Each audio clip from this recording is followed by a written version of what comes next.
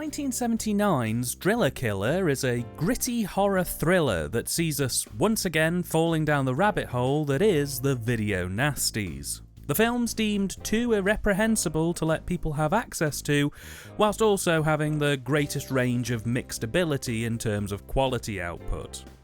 Seriously, some of these films can barely be called films, the quality is so non-existent. And with Driller Killer, I thought I was getting myself into one of the lower quality offerings of the Category 1 films. This was largely spurred on by eye rolls from my fellow critics when I told them that this was on my books for this season, and was usually followed with sighs and passing remarks of, well, if you want to waste 90 minutes of your life, you go right ahead. In fact, I was so prepared for this to be a one-watch movie review that I'd actually planned to do a funny little jokey review, something to help lessen the effects of its awfulness and make me enjoy spending a week or so plus working on a full-length review for this one. And the problem I found is, this absolute bastard of a movie is not that bad. It's a bit aimless in places, but I thought it was actually pretty passable. Especially given it's a nasty. And that created a problem, because now I feel obliged to actually talk about the film properly, meaning the jokey episode I'd originally planned and partly written for this one has ended up in the bin. Or at least, I'm reassigning it to another film that I have in mind to cover at some point that I know for a fact is garbage. So, yeah, I'm kind of annoyed with this film. It wasn't as bad as I was led to believe it was, so now I actually have to do a proper review of it. Ugh. The film follows the mental collapse of Reno, an artist living in New York on the verge of financial collapse who appears to be in a somewhat polyamorous tryst with his female roommates Carol and Pamela. Pamela is a daydreamy punk who enjoys the party life, and Carol is somewhat more reserved of a character who's recently divorced from her husband. They're living close to the breadline, but Reno's currently got an art dealer interested in buying a painting that he's working on. It's hoped that when the painting's completed, if nothing else, it'll pay the bills and keep them good for a while. And at most, it may open the door to much more lucrative work and kickstart a successful art career. Life isn't too great at this point, and Reno's really starting to feel the heat, but things are about to get a lot worse when a band move into the apartment across the way from our characters and use the place to pretty much party and rehearse 24/7. This band is led by Tony Coca-Cola, and their sound is noise. It's basically punk with a slight new wave edge, but the way the sound is mixed for this film, it mostly sounds like over-amplified noise, which naturally only increases the strain on Reno, who's reliant on total focus in order to complete his painting. To escape the noise, Reno heads into the city and sketches homeless people, and it's clear from how the homeless react to Reno that he's been doing this for some time. Eventually though, even this simple escapism becomes too much, and Reno starts seeing visions of him carving people up while covered in blood.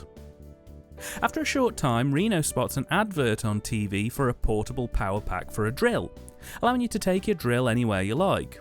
And, on a stress-driven whim, he heads out to a hardware shop and picks one up. With the neighbours rehearsing and partying getting increasingly out of control, Reno goes to complain to the super of the building, who says it's not his problem. Reno gets a bit more demanding, and eventually the super agrees to go and have a word, before gifting Reno with a fully skinned rabbit. Reno doesn't even really know where to begin with cutting the thing up to eat, so he basically just starts mutilating it.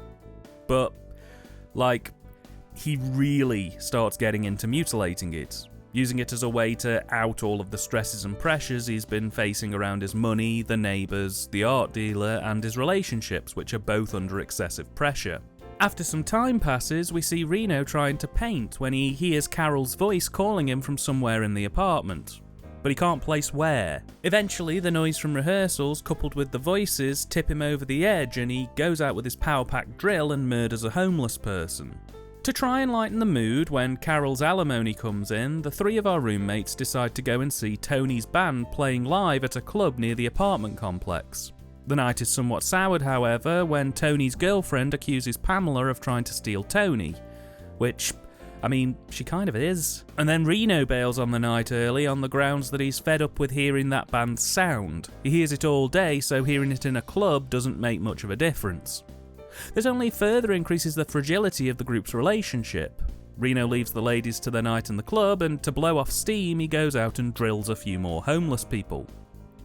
And it's here really that the film enters its final act, as reports of Reno's murders begin to surface in newspapers and the relationship between Reno and Carol boils over after a very tense meeting with the art dealer, who was the group's lifeline. Reno falls completely into madness, and what follows, surprisingly, isn't that gory, but a lot of people get drilled. In a film which left me asking, was this really seen as a film that would corrupt absolutely? So, the script is probably the biggest problem I have with this film. The plot in itself is fine. In fact, as far as man slowly loses everything and goes on a murderous rampage movies go, this one's actually pretty half decent. The problem I have with this one is that, well, not a tremendous amount actually happens. There's a fair bit of repetition, the breakdown element itself isn't really that effectively run. There's only really two ways you can play films like this. One is to slowly have the character get more and more erratic, which then gives way to a final snap moment, and the other is to do what I describe as the bad day scenario, where you hit your everyman character with a quick and compressed rapid loss of everything that then causes them to go over the edge. Both can be highly effective when implemented properly, and the problem here is that the film kind of falls in between these two options. Like, Reno's breakdown isn't nearly as well visualised as it needs to be in order to make it clear to the audience that a breakdown is actually happening. In fact, outside of the gory and violent flash scenes, which are supposed to be insights into his mind, Reno himself isn't really erratic at all for most of the movie. I mean, don't get me wrong, he does have his outbursts, but the Reno we see at 10 minutes in is pretty much the same Reno we know at an hour and 20 minutes in. We don't see his disintegration really manifest on screen in a cohesive way, and there isn't really enough solid steer from the script as to what the focal point for the film is, which leaves this script feeling a bit aimless. Indeed, most of the film could be summed up as Reno paints for a bit, either has an argument or lies down for a bit, goes to stare at homeless people for a bit, and then goes out and drills some of them later that night. I don't know, I just feel like if they'd made something more of the polyamorous relationship, or the band, or Reno's previous work as a painter, as it's alluded to that he's done some quite interesting work in the past. If they'd done anything to help the audience have a bit more of a grip on state and structure for this, it probably would have been helpful in keeping me on board. As it stands, it felt like a film that was idling for a majority of the runtime while trying to threaten me with a good time. I think part of that's down to the loose 3-act structure implemented here, and part of it's down to the pacing in general. The first act's a pretty neat package, but from where the second act starts, which is around about the time Reno starts drilling and killing, it all goes a bit watery. We lose track of time passage, the direction of the narrative goes a bit all over the place, and we end up with long stretches where not much happens. The scene where Reno agrees to make a painting for Tony springs to mind. It's then coupled with intense periods of activity, like the club scene intercut with Reno drilling and killing. It ultimately left me feeling like this could have been a really great movie had it just had a little bit more of a clearer steer. What I will say is that the dialogue for the most part is decent enough, with some really nice monologues and a few decent one-liners here and there. I'm pretty sure there's a decent amount of improv in this as well, and while that works more often than it doesn't, and in some cases drastically enhances the experience, for some bits it can come across as a bit cringy to me. A minor grumble, but yeah, I think the New York accent generally lends itself to a quite natural flow which helps improv out tremendously. So while it isn't perfect, it works, and that's good enough for me. The film was written by Nicholas St. John. He has 12 writing credits, mainly consisting of work directed by Abel Ferrara, with titles such as China Girl and Fear City. The man knows his onions. And I'd say he has a pretty decent knack of dialogue writing given his other credits. The film was directed by Abel Ferrara, a man who's had quite an illustrious Hollywood career, with quite a wide spectrum of work, ranging from ultra-polished and clean 90s flicks like The King of New York, through to utter sleaze like 9 Lives of a Wet Pussy. And with over 50 directing credits, he's clearly carved a name for himself within the industry. They may not all be winners, but it's clearly an achievement. barring the aforementioned 9 lives, Driller Killer would be Ferrera's first real, proper, non-porn-based feature film. And I mean, that's pretty impressive given how stylised this film is. And that creaking sound you can hear throughout the film's runtime is the weight that the direction and cine are under while carrying this film. My god, it's such a murky, grungy, dirty, raw-looking watch. I've watched quite a few documentaries that are set in New York in the 70s and 80s, and this film seemingly perfectly captures that rough and ready griminess that post-collapse New York was under at the time. It's mostly all run-and-gun filmmaking, and the direction is aggressive, in-your-face and upfront about wanting to make you feel like you should take a good long shower after watching this. I really liked it. It felt immersive. And even if that immersion was into a dangerous, messy and violent place, Ferrera seems to almost effortlessly capture that sense of hopelessness and poverty in this film. I mean, I'd tell you quite honestly just to watch this film for the visuals alone. The script's kind of a secondary to the experience of sitting through this thing. It's by no means a pretty film, but that's not the point of this. The point of this is to try and give you the experience of a full mental breakdown.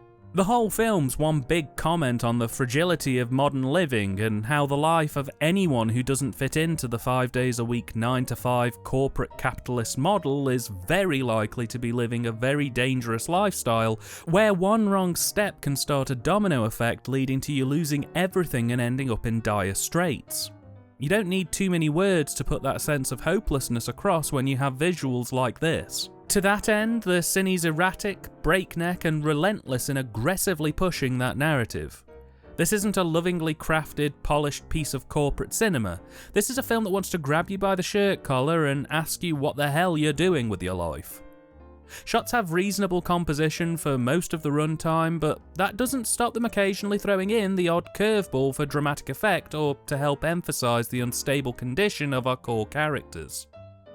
Sequences can sometimes become unconventional, with quick-cut daydreamy type shots thrown in to help establish deeper meaning to Reno's actions, and the use of close-ups here for some of the kills really thrust you into that gory action just at the right time. I suppose what I'm trying to say is, much like the direction, the cine is trying to visually pull you into this mindset and world, and I think it very much succeeds in that goal. Performance-wise, there's some real winners here. Abel Ferrara as Reno gives a pretty decent turn. I was reminded when watching this film of Richard Alfieri's performance in 1982's Living Nightmare, which we covered on this channel last season. For all intents and purposes, it looks like Alfieri's Michael in that film is heavily inspired by Ferrara's Reno in Driller Killer. But where I think Alfieri's performance falters is that Michael in Living Nightmare has a reasonable life. He's a decent painter who isn't doing badly money-wise with an apartment the size of Saturn. Reno has nothing but his art, his relationships, and a McDonald's cold stored in the fridge. And through the film, we see him slowly lose all of those things, which then pushes him into madness. I think we feel a lot more for Reno's character than we would for Michael's because Reno's literally on a trail to nothing if things don't work out. Whereas Michael's character, well, the worst that would happen to him is he'd be single and have to live in a normal-sized apartment. The shame! And Ferrara really makes you feel that Reno is a man with nothing to lose by the end of this film. He easily has some of the best monologues in this, and they can get quite enveloping. I was genuinely very impressed with his turn here. Equally, Caroline Mars gives a frankly wonderful performance in what's probably the closest to an actual written-out plot that this film has as Carol, a woman who's fresh out of a marriage and exploring new horizons in life, but who hasn't really resolved her issues that led to the divorce in the first place. Through the film, we see her trying to work out her feelings as she explores herself and her feelings with both Reno, Pamela, and her ex-husband as well. She's both trying to find her place in the world and caught between wanting the freedom to do her own thing, which comes with the drawbacks of having to deal with the pressures of Reno and Pamela in the process, while also wanting that comfort and security, but not entirely being resolute with reconciling things with her ex-husband. And Mars here perfectly captures those emotions, ranging from morose sadness to the thrill of new relationships and experiences, to the total and utter meltdown of realising that clinging too tightly to this vision of freedom that she's seeking with Reno may only serve to drag her down with the ship. It's a genuinely great performance, and I really wish she'd been given more to do in this. As for the supporting cast, they're all over the place. Baby Day as Pamela is wonderfully spacey in places and gets a decent turn in the second and third acts when the love triangle between Tony Coca-Cola and his missus kicks into gear. Much like Carol, I just kind of wish her arc had more of a resolution and that she was given more to do, as it seems like a lot of her on-screen stuff in this just seems to happen with nothing coming of it. The rest of the cast range from reasonable and solid actors to what feels like someone's passing a camera around at a party. Like, there are moments in this film that feel less like I'm watching a film and more like Ferreira just put the camera down and told his friends to scream into it for 5 minutes in rotation. Those moments I like rather less so. Finally, the soundtrack. And it's powerful, grating, and almost as aggressive as the direction and cine that accompanies it. Everything is brought right to the front and centre of the mix. There's zero subtlety in this picture, just a ton of noise that's mixed as loudly as possible and brought to the centre of the speakers. While it can sometimes make dialogue a little hard to make out, it does a fantastic job of creating an oppressive experience that relentlessly hits you with noise until you're well and truly into submission. From the dirty, loud and screechy punk tracks to the drill noises to the soundscapes which have all been mixed as hot as possible, when your film opens with "this film should be played loud," you know exactly what you're getting into. Ultimately, I went into Driller Killer expecting a snore fest that I'd watch once, slam and then move on with my life. But realistically, the film's a bit more interesting than that. No, I'm not going to say it's a brilliant piece of cinema, but I'd definitely say that it was one of the better nasties out there. And, if I'm being honest, I don't really think it even deserves the title of a nasty, as it's not really that violent and it actually has more in line with conventional psychodrama than the gore-filled nightmare fuel that a lot of these nasties ultimately were. The general consensus seems to be that the VHS cover art for the film was what got it put onto the nasties list in the first instance, after the UK distributor for this, Vipco, took out a full-page ad in a few movie magazines showing the ultra-violent VHS cover art, which prompted a number of complaints from the magazine's older, stuffier patrons. Though, as well as that, the polyamorous and homosexual, lesbian and trans themes throughout probably didn't help it either, given that at that time the BBFC were quite homophobic in terms of what was allowed to go out featuring LGBTQ+ material. And, as a closing note, because I couldn't fit it in anywhere else, there's some serious controversy about this film's copyright standing. Most places online say that this film's in the public domain, but they don't use any solid evidence to really back up how it's ended up in the public domain. They just cite each other and claim that it's defo public domain, 100%, no takesies backsies, if destroyed still true forever. But having dug into it a bit, it's actually quite murky. So, when this film was made in 1979, the law stated that you had 5 years to register it as a copyrighted work, otherwise it fell into public domain ownership. The first mention of this film in any copyright database is in 1985, and it wasn't to register the copyright for it, it was just to include it in a larger list of agreed items for classification. However, it's not listed on Wikipedia's confirmed list of public domain films, and there is a copyright card at the end of the film, which, even if it isn't registered, that copyright claim would still be valid in some parts of the world. So, my guess is that either the current copyright holders don't really care about their IP, or whoever owns the rights doesn't have enough evidence to be able to utilise a DMCA request, which, while in a practical sense means it may as well be public domain, means it very likely isn't. So maybe be careful if you choose to download this film for free from the Internet Archive, or if you choose to watch this film on YouTube, links in the description. Because any day now someone could pop up with a legitimate claim to the rights to this film, and then it's going to be on for young and old. Till next time.